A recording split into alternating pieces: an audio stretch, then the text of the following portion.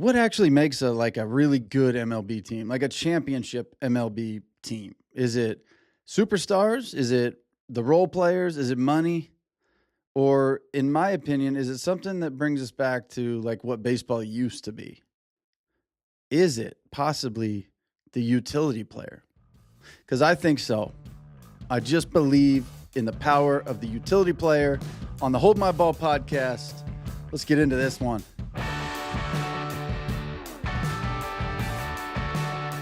It's almost January, and we still got guys like Kyle Tucker, Cody Bellinger, Alex Bregman, a couple other big names, unsigned, free agents, the biggest ones of the class. And I can't help but wonder why. And with Bregman and Bellinger, I think it's pretty simple and pretty obvious probably. It is they have Boris for an agent. So they're going to sign for as much money as possible, especially at this point in both of their careers. But no matter how long it takes, doesn't even matter. Just doesn't matter. So they make sense. But then you get a Kyle Tucker who's not with Boris, but he's also the highest touted free agent of the class, and he's going to get his bag. So money plays into it. Obviously, that's the main thing that plays into it. But I also wonder, like, what good does a superstar or one of these guys do for your team if your team's not already kind of made, or maybe like they're the missing piece versus they're just another superstar that's going to a team that isn't really competing. What's the point of paying them all that money? Because I just believe that winning in the MLB, you're not going to do it with superstars. Like I just don't think you are, and I think it's like it's got to be a little bigger than that, right? Is a superstar the way to win? I don't think so. Do you need more? Yeah. And is putting all the money like into one guy, if that's all you can afford, what good does that do to your team? I just don't. It doesn't make a ton of sense to me. So I start thinking like, what makes a true championship team? I look at just because this year's World Series and really this year's playoffs. But let's look at the World Series in a Dodgers Blue Jays incredibly even matchup. Even though it's not even on paper whatsoever. Why was it so even? Why was it so even on the field, but it wasn't incredibly even when you look at the rosters? When you look at that, you go, yeah, Dodgers should sweep everybody. Their lineup is that good. But it wasn't the case because this is baseball. It's not basketball or football where the superior team is just going to go out and do their thing every time almost. You need a little bit of luck in baseball. You need things to go your way. You need to stay healthy. There's a lot to it, but that's not even really the point of this whole thing. It's like if I look at the Mets with Soto, they missed the playoffs. They had a decent team around him.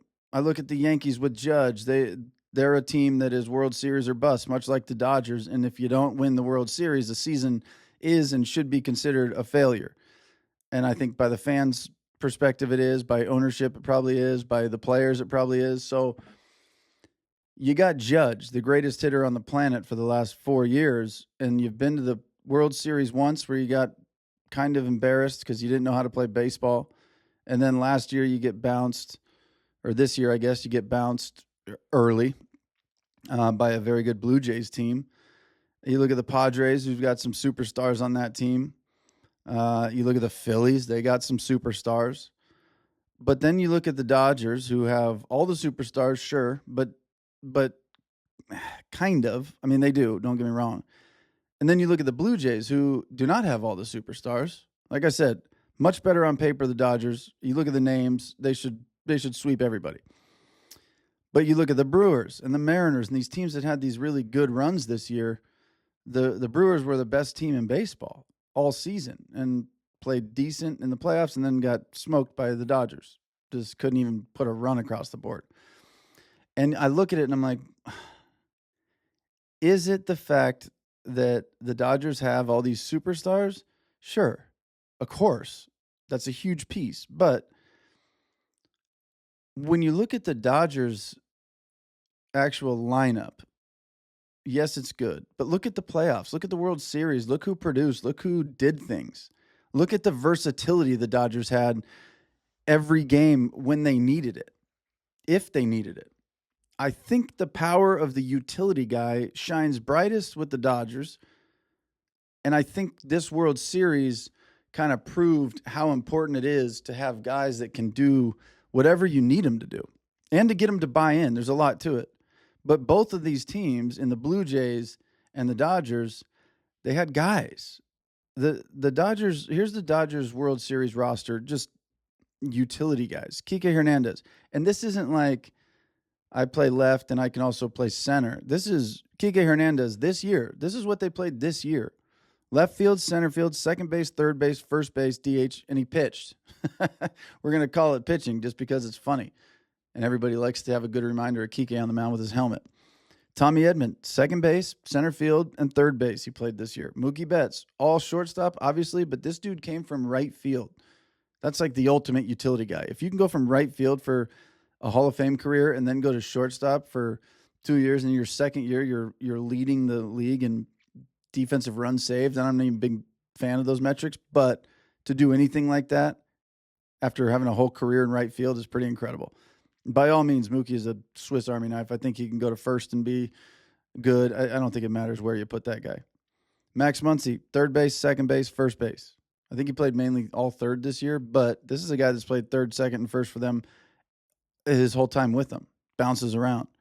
Miguel Rojas, second base, first base, shortstop, third base, and he also pitched a little bit this year, which was awesomely entertaining because he just started mimicking all his own players, all his own pitchers like windups. He did the Yamamoto slow. Ooh, it was fun. I think he did the Kershaw at one point. Hyun-Sung Kim, not a huge factor, obviously, but on the roster for the playoffs, this is second base, center field, shortstop. If something happens, you got a guy there that can do it. And then Ohtani, I don't even like to lump him in the utility thing, but obviously when your DH can be a starting pitcher, that's pretty unbelievable. And then you mix in an unbelievable pitching staff. That is a team. When you look at these names, Hyun-Sung Kim, Miguel Rojas, Max Muncy, Tommy Edman, Kike Hernandez, yeah, they're good, but these are not like your superstar guys. Mookie Betts, superstar, yeah. Muncy is very good. I don't know if he's a superstar. And Shohei Ohtani's a superstar. And then you got Freddie Freeman at first base, superstar. But that team could do whatever they needed. Miguel Rojas makes unbelievable plays at second base in game 6 and 7 to essentially really give the Dodgers a chance to win the World Series after not playing for a while, after sitting most of the games. Like, having that guy is nice. Having a Tommy Edman go, hey, listen, I think Rojas is better at second base than you. We're going to put him out there for some veteran leadership. We're going to shoot you into center field. And Edman goes, cool, yeah. And he goes and tracks balls down, and he's a very good center fielder. That's a huge piece of all this. And then you look at the Blue Jays World Series roster. Addison Barger, he played third base and right field this year. I didn't even know he played third. I just saw him in right field all playoffs and thought that's what he does. Bo Bichette, he's a shortstop his whole life, but they plugged him in. He was injured. They plugged him into this World Series. He's playing second base for the first time in his life, and he plays a phenomenal second base. He made a couple plays that were like very good, like he'd been there his whole life. Ernie Clement, obviously we all saw him and went, this guy hits the living daylights out of the ball, but this year he played first, second, third, and short. Every position. Isaiah Kiner-Falefa, Falefa, whatever. Shortstop, third base, second base this year. These are utility dudes. They're very similar to the Dodgers in the sense that Vladdy played first base all year long. Freddie played first base all year long. All year. Bo, shortstop for him. That's their thing. You got your shortstop, your first baseman, then your second, third. They got to be able to move if they have to, I guess, you know. But to have a team that can just do whatever is needed, whatever is necessary, and do it well, I think is the real kicker. Because in the playoffs, you have to make moves. You have to be able to do things and to put Pages in center field and let him go track a ball down, and that's really all he does in the World Series, but he wins it for your team. Like, there's so much to it. Rojas, hey, I need you to play second base. Okay, cool. I'm also going to hit a game-winning home run, game-tying home run with one out in the 9th inning of the World Series.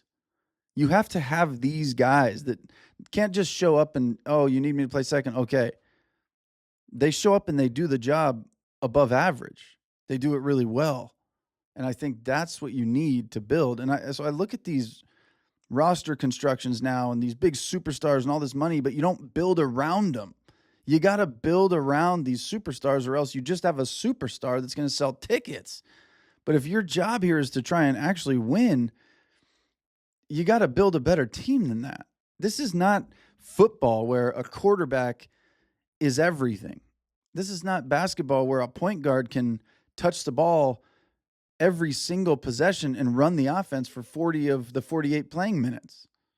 This is baseball where Aaron Judge is your right fielder and he gets 4 at-bats a game out of your team's 30 plus. And if the other team doesn't really want him to have those at-bats, they just walk him, and it's like, now you only get 2. And both times we're going to pitch to you are going to be worthless with nobody on base, and we're up by 3. Like, you can't really hurt us. So you can't just get the superstar and then put some people around him. And it doesn't work to be like, well, he makes other people better.